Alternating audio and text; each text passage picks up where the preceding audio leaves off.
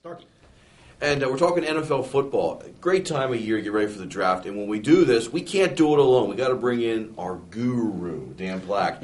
He's been doing this for many years for the Sunday News. Writes a story for Jim Hirsch. You'll have one in this Sunday as well with your draft analysis. Yes, correct, Dan? Yep. Manham Township guy. He's been doing this since what year?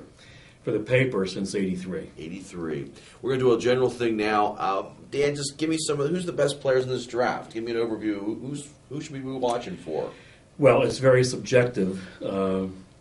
I would say that Michael Crabtree, the wide receiver From Texas Tech. Is, Even though most people don't think he's going to be one of the top 3 or 4 picks, right? Probably not. And he may not even be the first receiver picked. But I think he's the most talented because he had a foot operation. He had a stress fracture in his foot, so he had a small surgery.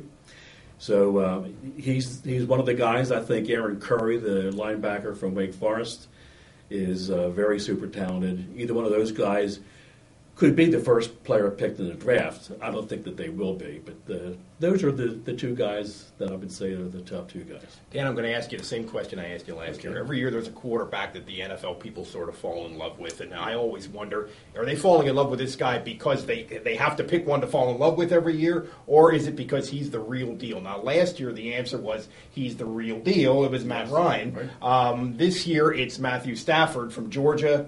Yes. Is he Matt Ryan?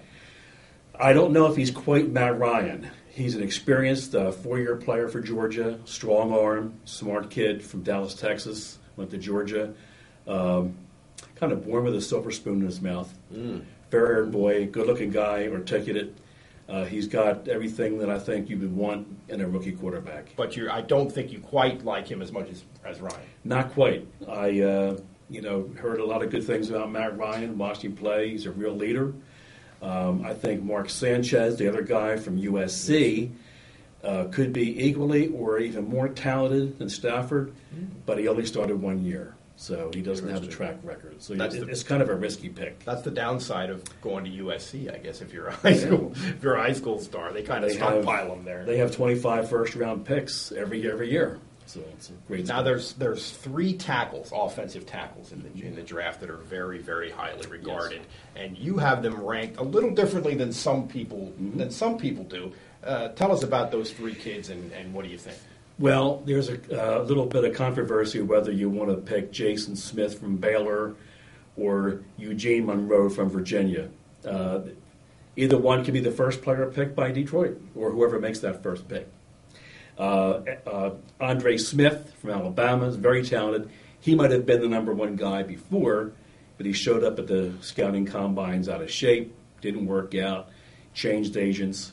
He made a mess of himself. And then for some reason during his workout, he decided to take his shirt off, and that was not a pretty thing. He wasn't pretty, Yikes. But a lot of your offensive linemen really aren't the pretty boys.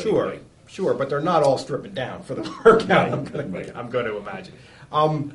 You sound like you're not sure that Detroit is not going to trade that first pick. They might. They really want to give that up because of the financial benefits or being stuck with the first player pick, and it's going to cost them about $60 million, about 30-some million guaranteed, and there's not the number 1 guy there that's a clear-cut pick.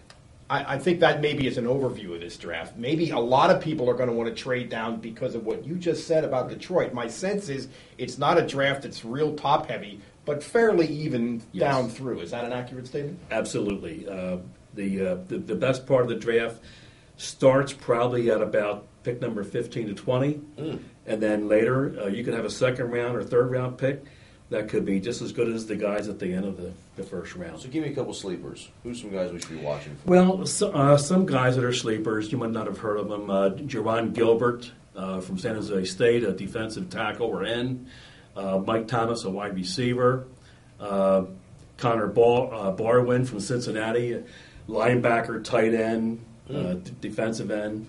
So there's some names that I'd like to just mention to you. And I got to ask you about some of the Penn State guys. Where do you think they're going to go? Who's some names to watch with Penn State? Well, Aaron Maben definitely is going to be a first-round pick. Probably by the middle of the first round, he'll be gone, maybe to Buffalo. And I think after that, Derek Williams, Deion Butler. 2 wide receivers. I'm losing my train of thought here, but Evans. but Maurice Evans, defensive end, they're going to be like third round picks, maybe late second for Derek Williams. There's going to be about 7 or 8 different Penn State guys drafted. Probably about 8 guys, I think.